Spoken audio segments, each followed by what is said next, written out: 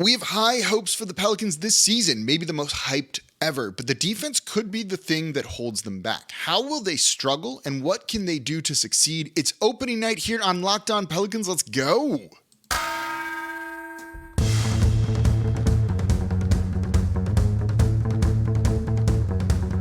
You are Locked On Pelicans, your daily New Orleans Pelicans podcast, part of the Locked On Podcast Network, your team every day. Welcome to another edition of Locked On Pelicans, the daily podcast covering your favorite team, the New Orleans Pelicans and NBA, part of the Locked On Podcast Network, your team every day, available wherever you get your podcasts and available on YouTube.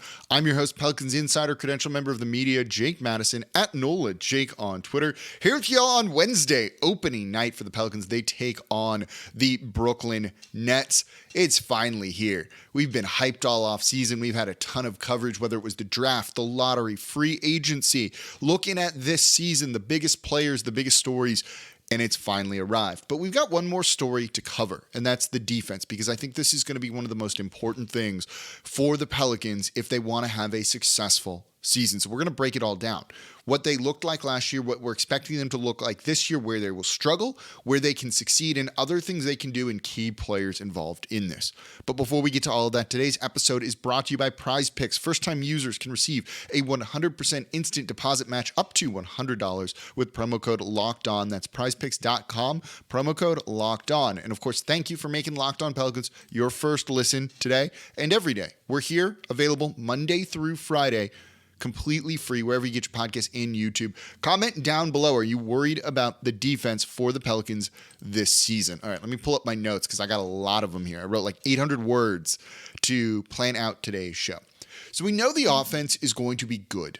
The offense should be top 5, best in the league. With Zion out there, Brandon Ingram out there, CJ McCollum out there, other shooters on this team, a very solid center in Jonas Valanciunas. Secondary ball handlers all around. This offense is frightening. I don't know how anyone's going to be able to guard some of the things that they're going to be able to do, whether it's a small ball lineup, the traditional starting lineup, and with this team playing faster, look out league. But all those things I just said are going to play a factor in on the defensive side of the ball too.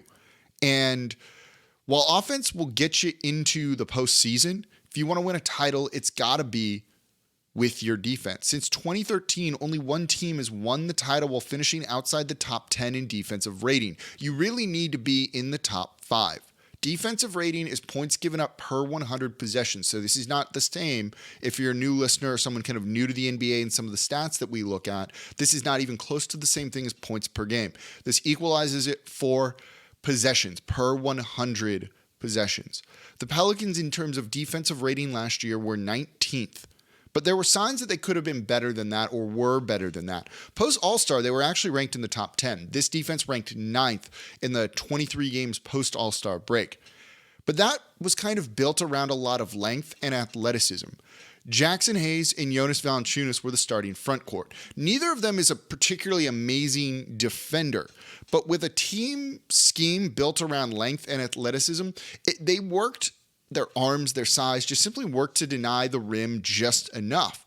And we'll get back to rim protection in a minute. But with length at every position, you had Herb Jones at the 2, Brandon Ingram at the 3, Jackson Hayes, Jonas Valanciunas. That's a lot of length, a lot of arms out there too. The defense thrived because with all of those long arms, the Pelicans could recover if they had gotten beaten and slow down and contest guys just enough. It even allowed them to kind of hide CJ McCollum, who's not a plus defender, but in a team scheme, if he's your 5th guy, even your 4th guy, you can get away with that. He chases through and behind screens somewhat well. But now with Zion Williamson starting, taking the place of Jackson Hayes, things change. And preseason has been a mixed bag when it comes to defense. So things are going to have to be somewhat different this year. Likely the starters are going to play play a lot of something called drop coverage. This is where the man who's defending the screen setter, likely a big and likely Jonas Valanciunas, drops to about the free throw line or maybe a little bit below it, a little bit above it, to basically try and take away a dribble drive from the ball handler. So big sets the screen for your guard. Guard curls around the screen with a little bit of space to try and go and attack the rim. But Jonas Valanciunas sags off, drops down to the free throw line, and tries to cut off that driving angle, that driving lane. And Valanciunas is effective here. Being such a big dude, he provides a little bit of rim protection and deterrence. He's not good at it. He's not out there blocking tons of shots, right? But with him out there, they can't really switch positions 1 through 5, where instead of fighting through the screen or dropping back, you just go, oh, there's a screen coming. You take my guy, I'll take yours. So a big man on a guard, let's say, or a wing, and a guard on the big man who is setting the screen. That doesn't really work with Jonas Valanciunas out there on the court. So they go with drop coverage. It's all right. This is predominantly what the Pelicans did a lot of last year, and 19th isn't the worst. You're in the middle of the pack. You'd like them to be in the top 10, but they're not in the bottom 10. And eventually they wait for an opportunity to recover and kind of switch back if they're denying the ball handler getting into the paint, and things work. If the Pelicans want to hover in the range they were last year in terms of defensive ranking, which they don't, this is fine. One of the big concerns about this is you might give up too many threes. With that big man dropping back, the guard coming off the screen is going to have a lot of space, and if he just stays on the three-point line, he's going to have an open three-point shot. And the Pelicans last year were not great when it came to opponents' three-point shooting. This is something they struggled with for a couple of years now. And in fact, they ranked, let me pull the number up, 27th out of 30 26 out of 30 in terms of opponent three-point percentage. The team shot 36.5% against them. But this does a decent enough job of not letting the opponents take too many makes. They ranked 18th in terms of attempts. So it's serviceable enough for them to play drop coverage like that. You know, Valanciunas eats rebounds, and so if teams are missing, they did a good job of getting those defensive boards. Hayes and Valanciunas down low, a lot of length. They were the 7th best defensive rebounding team in the league. So when teams miss, you get the board, and then you go on your way. You don't always get to run and in transition if you're doing this, turning that defense into offense, but in terms of just simply terminating a possession, ending an opponent's possession, this is a method that works, and what the Pelicans, with their starting lineup this year, are likely going to employ. Now, if they want to mix things up, change up their coverage to maybe something a little bit more effective, they have options with some of the guys off the bench. So let's look at that coming up here next in today's episode of Locked On Pelicans. Before we do that, though, today's episode of Locked On Pelicans is brought to you by PrizePicks. Tonight, I'm taking Luka Doncic to score more than 26.5 points, LeBron James to have more than 7.5 rebounds, Kevin Durant way less than 6.5 assists, Steph Curry to have more than 3.5 three-pointers made. Daily fantasy made easy. That is what PrizePicks is. It's super easy to play. You pick 2 to 5 players, and if they will go and score more or less than their PrizePicks projection, you can win up to 10 times on your money on any entry. And the best part of this is you're not competing against other people. It's just you versus the projections available. You see the numbers, you pick more than that or less than that. Super simple. You're not going up against professional gamblers, people who do this for a living.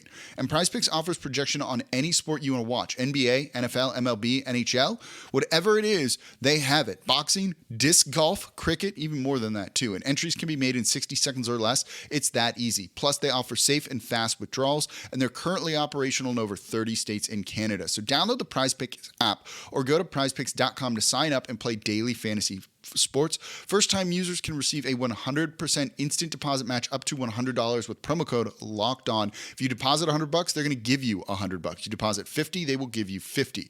Don't forget, use the promo code LOCKEDON and sign up for an instant deposit match up to $100.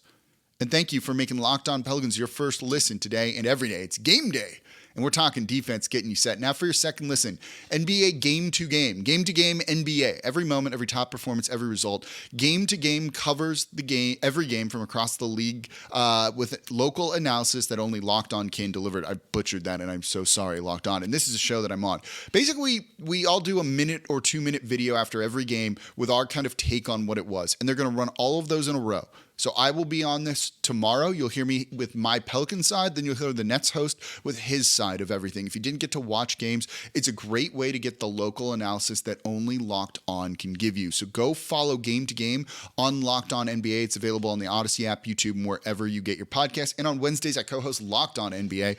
Opening night was a lot of fun. We got to laugh at the Lakers on that one. So give Locked On NBA on Wednesdays a listen if you don't already. I'm going to plug that again later in the show.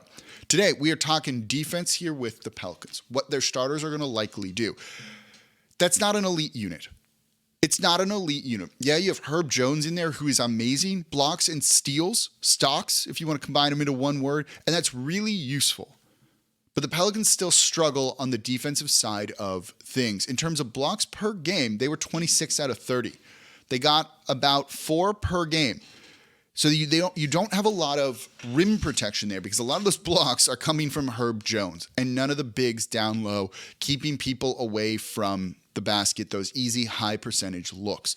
That is going to be a problem for teams. Drop coverage, you can do that and try to do that, but you're not going to be playing Jonas Valanciunas 35 minutes per game. He's going to probably be under 30 this year, so you're going to need to deal with this in other ways. And Valanciunas isn't an elite rim protector. There's some rim deterrence, which is what I would call it, because he's a big dude with big arms that can swat some things if they come up. But it's not like he's making highlight block and play after play or doing anything close to, say, what Rudy Gobert is going to be doing with the Minnesota Timberwolves this year. He's a rim protector, and it's won him 3-4 defensive players of the year, whatever it might be. That's why he got traded for essentially 6 first-round picks. So as the season wound down last year and defense became important, and defense and your effort on that and the need for that to do well ramps up, in postseason games, you saw head coach Willie Green really leaned heavily on defensive guys on the bench.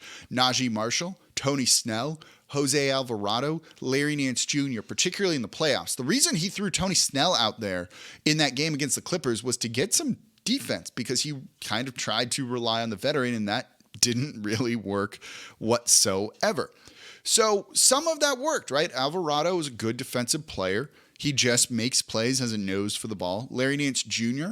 gives you a lot more switchability than a guy like Jonas Valanciunas does. And now you can put Trey into this group too with his shooting. And while Trey's defense hasn't been amazing in the preseason, the length helps the Pelicans replicate what worked so well for them last year. Jose is going to also get plenty of run. And again, he just makes plays. And the Pelicans want to get out in transition, run, and play fast, and that's going to mean you're going to need steals or blocks on the perimeter if you're Herb Jones. So you should see those type of players get into the game early, because your starting lineup of CJ, Brandon Ingram, Herb Jones, or Herb Jones at the 2, Brandon Ingram at the 3, Zion at the 4, and Jonas Valanciunas at the 5 just isn't going to really be good enough defensively. But I want to talk more about that group and what we need to see from them in the third segment. So the next one coming up here. So when you look at the bench and the guys that could really make an impact on the defensive side of the ball, there's a name that's going to jump out at you. And I haven't mentioned him yet. And that's Dyson Daniels. And that's a big reason of why a lot of us are very high on him and think he's going to be taking someone's spot in the rotation, or people are going to lose some minutes to Dyson as the season goes on. Defensively, he looks NBA ready, and it's very rare for a pick in the first round, really any rookie whatsoever, let alone what Herb Jones did last year, to be NBA ready on defense or be like a neutral defender. It usually takes 3 years for players to kind of come into their own defensively. It usually takes high draft picks about 2.5 to 3 years to really start influencing wins on a team too. But it does seem like Dyson Daniels is going to be in position where he has an opportunity to start doing that his rookie year. Willie Green has shown that he isn't scared to play young guys if they pay attention on defense and do their things. Herb Jones, anyone? That's what got him into the starting rotation, not on Herb. So the Pelicans have a guy in Dyson Daniels that gives you some size in the backcourt, which they're currently lacking, can maybe guard multiple positions, and if he's good enough offensively, you can play him. And so I would not be shocked if he ends up being a real kind of secret weapon for this team. Is he already the 5th best defender on it? You have Herb, right? You have Jose. You have maybe Trey, maybe Larry Nance Jr., depending on how you feel about them in some order. And then Dyson, dare I say it? I think there's a possibility that he's that high in their kind of defensive order a lot. And with his length at the guard position, you have small ball options.